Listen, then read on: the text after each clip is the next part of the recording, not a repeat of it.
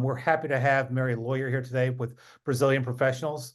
Mary was a early adapter and a beta tester of TrueDelivery. And want to start off just by giving a little bit of background with regards to letting Mary describe who she is, what Brazilian Professional is, and what her position is inside of Brazilian Professionals. Mary? Yes, thank you, John. So I work for a company called Brazilian Professionals. We're a hair care company, and I've been with them for the last 14 years. My customer base is roughly 9 to 10,000 hairstylists who really these days never really want to chat over the phone. And it's very hard to have time with them when I go visit them in the hair salons to try to sell them our products.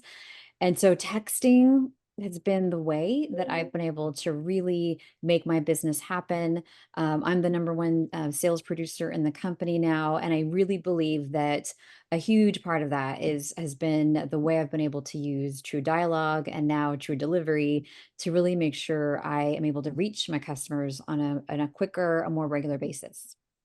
Well, thanks. And I just kind of want to just take 2 seconds here because Mary actually came to us and was one of the people that instigated the whole development of TrueDelivery, which basically was precipitated by the 10DLC registration process, which the carriers have implemented. It's been in place for a little over 2 years now. And as that product has matured, the carriers basically are forcing people to register so they can know who their customer is. Anyone here who uses text has probably received unsolicited text as well as phone calls. And this is one of the steps that they've taken as far as forcing people to register. So if there is a problem with a line, they know who to go to talk to. And as it's matured, they've also tightened controls. And since 10DLC is a lot less expensive way and more adaptable way for people to send bulk messages, they can't go through the screening and onboarding and review process like they do with short codes. So they rely on technology. And the technology that they use, we're very familiar with it. It's kind of like a spam detector that the email companies use to determine a spam assassin is what email companies use to kind of block unsolicited messages in their inbox. The carriers are doing the same thing. And these things use machine learning and AI. So once the carriers started tightening up their controls, we had companies like Mary and a couple of other clients saying, hey, my messages are not always going through. Can you help us understand why? We would comb through and we would find that blocked by carrier. And most of the blocking happens on content. So we went through and rethought the problem and said, I had a pretty smart kid that is pretty high up in machine learning and AI. We got him out of Harvard and we gave him the problem to solve and said, how can we use new technologies to solve this problem? And it came up with the TrueDelivery. And I think our testing with beta clients, and now that we're rolling out to more clients, has shown that we've reduced false positives by 85%. So we are extremely excited about how this thing performs. And, Mary, since we started talking about problem, can you tell us a little bit about the problems that you were facing and with regards to, using text and it getting blocked? Yeah, I mean, I would typically create a message that I was going to send to 300 stylists to invite them to an event I was doing. And lo and behold, even though when I tested the message, it would go to me, and I thought, okay, surely it's going to be received by everyone. Later, I would find like 70% of the messages were blocked. And of course, then I would call TrueDialog to be like, why is it being blocked? I'm obviously not a spammer. These are people that I've texted many times. There's back and forth text messages. And then, of course, stylists would get frustrated because they said they weren't receiving texts and they wondered what happened to me because they hadn't heard from me in a long time. So this was obviously causing frustration, and then even not knowing what words were triggering it. It was very much a guessing game. It was very, very frustrating. So once you started using TrueDelivery, can you talk a little bit about the results that you started seeing and the benefits that you realized? Yeah, there were instant aha moments that I was having where I would type a message that I would have normally sent in the past. And then when I clicked, deliverability, it would say 80%.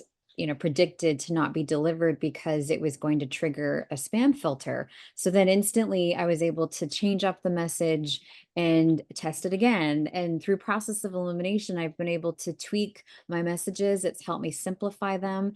And it kind of, it's almost a game now where I get really excited when it says, only 8% predicted to be blocked. I'm like, oh my God, okay. And then I see the results when more stylists respond, and I'm getting more sales because of it. And so it's obviously less frustrating and more advantageous when my sales are increasing. And so overall, it's made my life easier. Well, one of the things, and I'd love to get your opinion on it, that our clients have given us feedback on is that not only does it tell you, your likelihood to be blocked, but it does it by carrier. And I find it just fascinating when we were testing, first we were just testing the overall algorithm, seeing how well it did. And then we said, well, let's check it by carrier. And we split it out by carrier. And then it got really interesting in that, we were able to see how different carriers were filtering different things. Did you have any similar aha moments when you were? Oh yeah. I mean, usually T-Mobile and AT&T were a little less just like they didn't spam as much or they didn't block it as much. Verizon definitely was the number one that I was Mhm. always looking for. And it was weird. Words like Brazilian. I mean, my company is Brazilian Professionals. And if I said, hey, it's Mary from Brazilian, it didn't seem to like the word Brazilian. Verizon didn't like that word. Or if I was inviting my hairstylist to a haircutting class, it didn't like the word cutting. I mean, just bizarre things, and then I learned sometimes a combination of if I put a comma here or a period here, like it would definitely change things up the way Verizon would perceive that message. So it's been great to be able to fine tune it and get the message through basically. Well, it's great to hear you say that. And again, we appreciate you and your input in helping us not only come up with the idea for this product, but to be a good user of it. And I think, one of the other things that we have been focused on, and I think that you and our other clients will see over time is that because they don't like the period here today, or they don't like the word Brazilian here today, Yeah. tomorrow that can change. And it is, we are going over hundreds of millions of messages in real time, looking at what is and what is not getting delivered and delivering the model that our customers are using to identify messages. One of the other things that,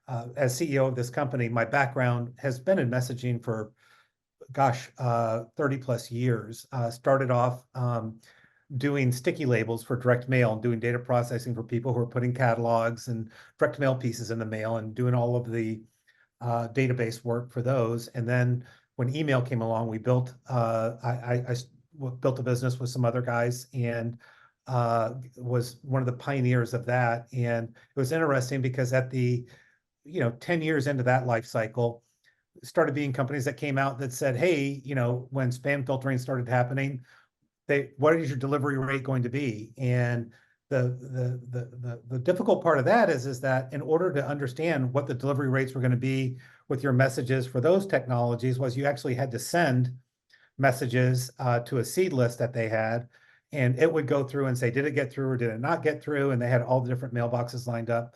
The way that we've aligned this using machine learning and AI is that before Mary even sends a message, because prior to TrueDelivery, if she sent a message out to 10,000 stylists, we would be billed by the carriers and Mary would be billed by the carriers. And as she said, the carriers still bill you. They don't care if they block 70% of the messages. So this gives a nice tidy way for us and Mary and our clients to be able to test messages without wasting money, kind of after the fact, learning that, hey, all of these are going to get. Now, I think one of the interesting things that we've talked about that I found that you do is that this tool is obviously very new, this technology. I don't know anyone else that's doing this, but there's still a chance that stuff gets blocked and things do. I'm just curious for your business, how do you handle that? And how has that improved in that, if you do see that, let's say out of 10,000 people, 50 don't get pieces delivered, how do you handle those? Well, yeah, typically after I send a campaign, then I can look and see in that campaign which ones didn't get delivered. And you guys give a great kind of drop down so I can compare the ones that got sent, the ones that were undeliverable. And then in the past, it would be, more than half the list. So it was virtually impossible to go through every single person and resend a one-to-one message. But now using True Delivery, it's whittled down to 10, maybe 20 people. So now I can very easily go through that list and just email them or text them individually and make sure they get the message. It's way, way easier. That's fantastic. So, um, right now, our internal testing has shown that we've reduced false positives and the error codes that say carrier blocked message, which again is mainly content related, by 85%. Mm. Have you seen similar results in your efforts? I mean, it sounds like the numbers are pretty in alignment with our overall numbers. Is that Yeah, still I would true? definitely say it's around the same. It's shocking. I've had people who maybe they thought I wasn't their rep anymore because they haven't received my text. And Gosh. now all of a sudden, they're responding. They're like, "Oh, hey, yeah, I've been needing some stuff, let me get this or that." And so I'm noticing that a lot. It's very, very cool. Fantastic. Well, I think, one of the other things that, in addition to offering neat new tools like True Delivery is, I think one of the things that we uh, really focus on is our client support. And this is kind of a last minute addition to our webinar today, but Mary felt very adamant about mentioning this and that she'd used several providers preceding TrueDialog. And I take great pride in the fact that one of the things that she mentioned was our service delivery. Can you tell a little bit about your experience with that, not just with True Delivery, but the overall TrueDialog service delivery? Yeah, I mean, for those watching, you may have tried other texting apps or companies like True Dialogue. I've used Avocado, even another company called Simple Texting, and some of the features, on the app might be great, but the big deal that I kept running into was if something wasn't going right, if messages weren't going through, or if I was being blocked, or if I just had any questions about the service and the app itself, it was really hard to get someone on the phone or even virtually. It was always a chat box after hours and let me get back to you, and it could be the next day, and these are questions that I would need answered right away. And so that is something I've continually been impressed with by True Dialogue, where I can just make a quick phone call and you guys are there. And if there is an issue, you respond pretty quick. And so I always feel like you feel my pain. Me being able to have connection with my clients is number one priority. And if I'm not getting that, you'll do your best to, help me get there as soon as possible. So that's been, I can't say it enough. Like everyone needs to know because it's not available with other companies usually. Well, thank you for the kind words. And again, that kind of came up in our preparation meeting for this, and I appreciate you mentioning that, Mary. You're welcome. And I think we've kind of gone over the basics of True Delivery. I see a couple of questions have come in. First question is, what was the implementation like, and how quickly were you able to get up and using this tool? It was really quick. One day, Dave, in customer service just told me, "Hey, this is now on your account. This is how you can use it." So basically, I would go in to create a campaign and I would just type out my message and in the check delivery box. And then I would just click check delivery and instantly it would tell me, T-Mobile, Verizon, AT&T, for each carrier, what percent of messages would be blocked. So then in that same box, I was able to then tweak the message, click check delivery again. And granted, in the beginning, it took me a little bit longer to create a message because I was tweaking the message, testing it. And so now it might take me maybe two, maybe three times of tweaking the message to see that now the percentage of blocking is down to like 9%. And so it was pretty quick, pretty quick. The next one, it seems like they kind of were typing it in, and they said you answered some of it, but they were just curious, what words were you noticing being blocked? Yeah, I mean, it's quite comical. One of the haircuts that we teach in our classes is called the kitty cut. And so it didn't like the word kitty, didn't like the word cut. And I noticed like if I was giving the address to where a class was going to be, it could be a hotel. It didn't like the hotel name or the address. So I just learned to simplify my messages. And so now it's a lot shorter of a message. And then I will basically ask the stylist, hey, are you interested in coming? And if they say yes, I'll send them a picture of where it's going to be. And so that has helped me streamline that. But it's pretty hilarious, the words. I could say good morning and it wouldn't be blocked. But if I said, hey, Julie, and just the word hey would have it be blocked. That's It's so bizarre. crazy. Yeah, Yeah, it's very interesting. we had we had another client that was in the retail flower. They had they did online and retail flowers, Mhm. and you know, in the state of California and other places, cannabis is legal. However, texting is conducted over federally regulated communications platform in the FCC, and the carriers have said we don't want any cannabis to be marketed over telephony and text and using text. And doesn't mean that they still don't get on and try. And we see probably 15 to 20 applications a day from cannabis related companies trying to get on and use our applications to market cannabis, and we turn them away. But because of so many cannabis marketers knowing that they shouldn't be marketing, they still do it. One of the words that they use to get around, because they've noticed that, you know, cannabis, bud, those type of words get blocked. Same with loan, mortgage for financial stuff. What they noticed though is that the word flower, and this was right before Mother's Day, and the word flower was getting blocked, and we had to call and basically get whitelisted on their numbers to say that why are you blocking a the word flower? And they like, oh, that must have been our AI picked up the word flower because so many cannabis companies had switched from using this to that and changed using the word flower or leaf in order to promote cannabis, and it was causing false positives for a flower marketer, you know, 2 days or 3 days before Mother's Day. So Yeah. it's amazing the words like Brazilian. What causes that to get blocked? But Yeah. I mean, I was aware of words like free, if you say sale or promotion, like those are given. Those I'm aware, like, okay, they're probably going to be blocked. yeah, But these other words, yeah, they're just funny. uh, you know, I think, you know, how long, I guess one of the customers said, how long have you been on the TrueDialog application? Gosh, I think it's been 4 or 5 years now. Time Okay. flies. Yeah, and they're like, you know, you mentioned customer service. Is there anything else that's kind of kept you with us with the company for so long?